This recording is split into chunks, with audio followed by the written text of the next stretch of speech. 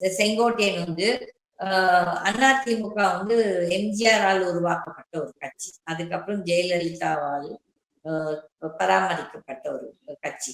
அப்படி இருக்கச்ச இவங்க வந்து இப்போ வந்து இன்னைக்கு அவங்க தலைவர்கள் அப்ப அவங்க இன்னைக்கு உயிரோடு இருந்தானா இவங்க இதெல்லாம் செய்வாங்களா, செய்ய மாட்டாங்க.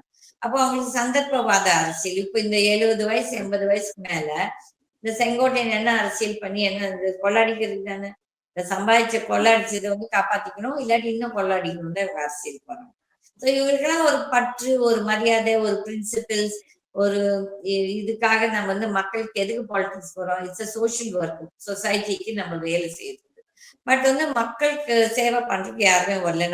நாட்டுக்காகவோ இல்லாட்டி மக்களுக்காகவோ சேவை பண்றதுக்கு இவங்க யாருமே வரல. இவங்க எல்லாம் வந்துட்டு எவ்வளவு அரசியல சம்பாதிக்கலாம், அதுதான். நம்ம இப்ப எலெக்ஷன்ல சீட் வாங்கணும், அந்த சீட்டை ஜெயிக்கணும், அது வந்து நம்மளுக்கு ஒரு மந்திரி பதவியோ இல்லாட்டி பதவியில வரணும், அதுதான் அவங்களோட எண்ணம். விஜய் சொல்றது எப்ப பார்த்தா நான் 200 கோடியை வச்சுட்டு வந்தேன். Is not doing any favour to anybody. யாருமே அவனுக்கு கெஞ்சல நீ இந்த சினிமாவை வச்சுட்டு வந்து இங்க அரசியல் பண்ணி நீ எதுக்கு நீங்க அரசியல் வர்ற, உன்னோட கொள்ளாடிச்ச காசை எப்படி காப்பாற்றணும், இன்னும் எவ்வளவு கொள்ளாடிக்க முடியும்.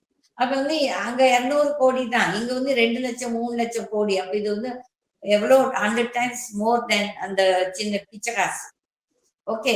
சோ அதனால இந்த வந்து நான் வந்து மக்களுக்காக நான் சேவை பண்ண வரேன், மக்களுக்காக தியாகம் பண்றேன்னு சொன்னா இதெல்லாம் போய் it is I won't accept. சொல்லுங்க.